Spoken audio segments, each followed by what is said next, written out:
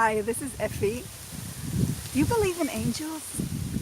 I know it's kind of hard for us to believe in these winged creatures that we maybe never even seen, but I believe in angels in forms of human beings.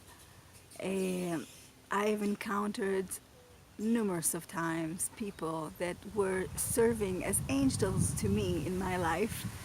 And I will tell you a few stories about angels in my life in the next videos.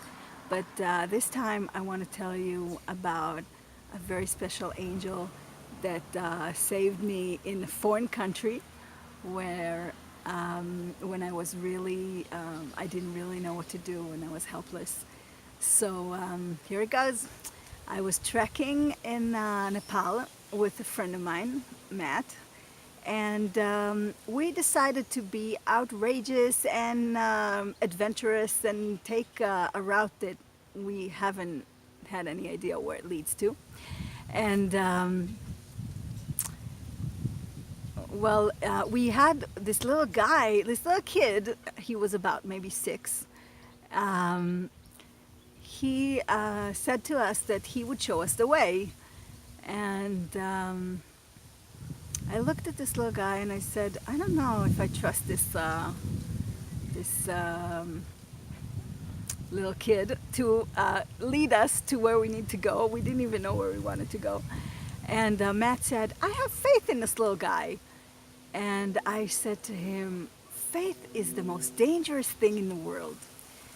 And then throughout the rest of our walk, of our trek, I kept thinking about this sentence that kind of like just came out of me. And I was thinking, do I really believe in that? Do I really think that faith is so dangerous?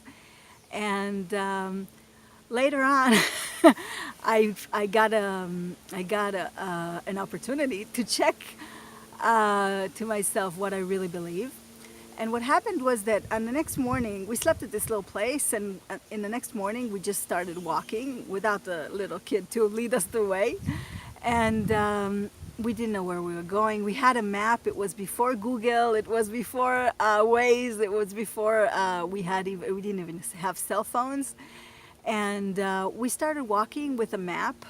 And we walked downhill for a very, very long time. And when we reached the valley, we found out that it's kind of like a desert, and there's hardly any trees there and hardly any water there.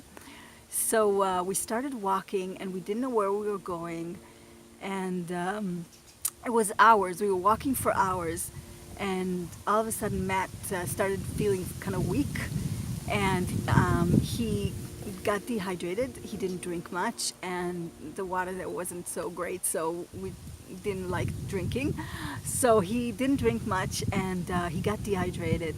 And all of a sudden, in the middle of this desert that I didn't even know where we were going, Matt collapsed by this tree, and I was sitting there, and I didn't know what to do. I didn't have the strength to carry him. I didn't know. I was in a strange country. I didn't know the language. I didn't know what to do and where to take him. I didn't know where there would be a hospital or anything to help me. And all of a sudden, I was really helpless. And I was looking to the mountains where we just came from. And I saw this figure of a person. And he was just standing there really, really far away. I couldn't see his face or anything. Just like that it was a person wearing blue. And he was looking at me. And for some reason, I was looking at this person that I didn't even recognize or knew what he looked like. And I started feeling faith. I started feeling that everything is going to be okay. And then soon enough, all of a sudden, out of nowhere, came this really old guy. And he looked at me and he gave us water. And he looked at Matt and he helped me carry him. And it turned out that his house was not far away from there. Couldn't see the house. There was no house when I was looking. There was no place, like, really from miles and miles away. And he helped me carry him to his house. And he let us sleep at his house that night. And he gave us food. And he took care of Matt. And he took care of us. And then in the morning, he just said goodbye to us, and he didn't ask for anything in return. He didn't ask for anything, and just explained to us how to get to where we wanted to go.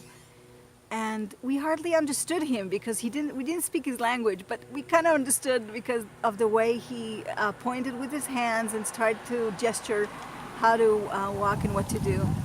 And so then we just woke up this morning and we started walking again and trekking, going on with our trek. And to me, that person was an angel, and he saved us and didn't ask for anything in return.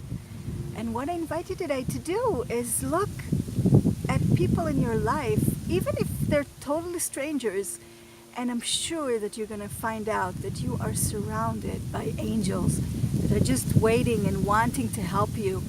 And if you go on with this belief, I really think that things are going to turn out better for you. For anything, with any problem that you have or you're facing right now, or any challenge that you're facing, just believe in angels and start looking for them. And soon enough, I'm sure that you're going to find them.